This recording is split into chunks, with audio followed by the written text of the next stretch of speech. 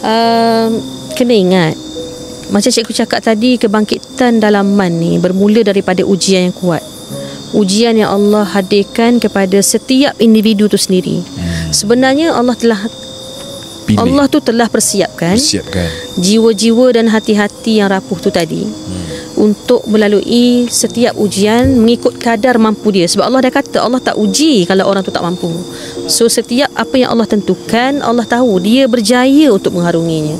Jadi Allah persiapkan ketakwaan dia, keberserahan dia hanya pada Allah, supaya di hari hadapan nanti, bila betul-betul masa yang Allah kata engkau ni menggalas apa saja warisan ataupun ilmu daripada keturunan engkau ni, engkau dah bersedia untuk menggalas benda tu.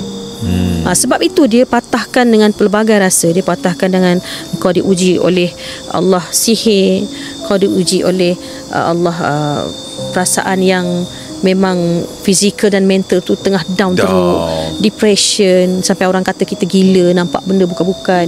Sebenarnya Allah telah mempersiapkan batin dan juga zahir engkau tu supaya bersedia dengan apa lagi dugaan dan ujian yang lebih berat lagi yang Allah nak bagi. Sebab setiap kadar ujian itu manusia berbeza-beza, dan kadar peningkatan darjat tu juga Allah yang tentukan berbeza-beza. So pada yang memang berada di kalangan-kalangan diuji, Allah kata balik pada dia balik. Macam ada satu komen dia kata, kita tak boleh minta direct daripada Allah. Mana boleh. Itu komen orang yang tak faham bahawa Allah kata minta sesuatu tu direct daripada aku. Sebab tu kita berdoa. Dan asbab manusia-manusia lain tu hanya asbab semata-mata untuk mempermudahkan lagi jalan tu. Tapi sebenarnya Allah rindu dengan tangisan hamba dia tu. Kita yang nak kena minta dengan dia, ya Allah, ya Tuanku, sembuhkanlah sihirku ni. Dah penat lah berubat dengan orang, perawat, sampai pergi situ pergi sini. Sampai bila? Kadang-kadang kita berjumpa jalan, kita nampak macam putih tapi hitam. Ilmu tu kan, kita nampak macam nampak macam okey ustaz ni. Tapi nama ustaz kopiah besar, tapi cara dia melakukan rawatan tu bahasa yang tak jelas. Mungkin kita tak, ini ayat Quran ke, ayat apa ni?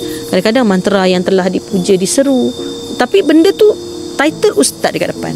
Jadi benda-benda macam gini kita kena ambil tahu. Dan kita tak boleh tak apa, belajar dengan, pergi merawat dengan ustaz ni, mungkin ustaz ni tahu tu apa nak kena buat tu.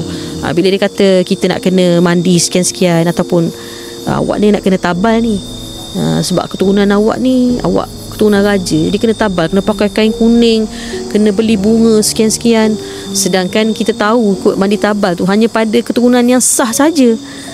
Dia tak boleh nak sebarang-sebarang canang begitu. Lepas tu awak dah jatuh fitnah dah. Ya, awak mandi tabal kena sediakan pengeras dia 3,500. Kena mandi dekat jerai. Pukul 2 pagi mandi berkemban. Lepas tu yang mandikan tu pula lelaki. Syariat kita dah lari dah. Tak boleh. Kenapa orang kita mudah percaya benda begitu?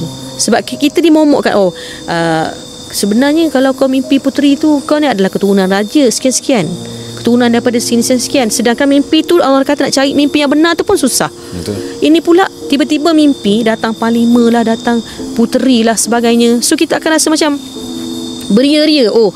Puteri masuk mimpi aku ni, mesti aku keturunan dia ni.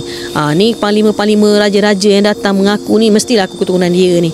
Lepas tu kita pun nak mencari clarification, nak mencari acknowledgement untuk orang sendiri yang cakap, kau memang keturunan raja, kau memang keturunan sekian-sekian.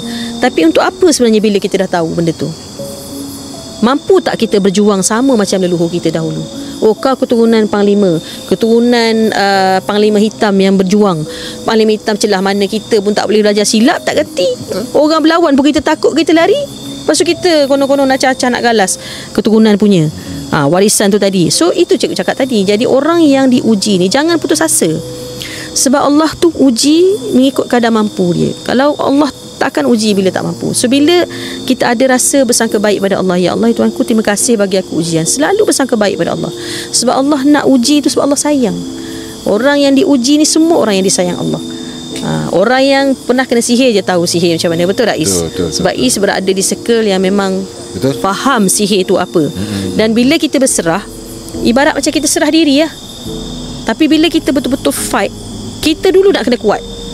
Kita tak boleh nak harap aku kena sihir ni. Selalu kita, macam cikgu cakap yang sebelum tu pun, bila kita dah cakap kita kena sihir, mesti kita akan rasa down. Betul. Kita tak tahu nak buat apa. Pergi situ tak boleh, pergi sini tak boleh.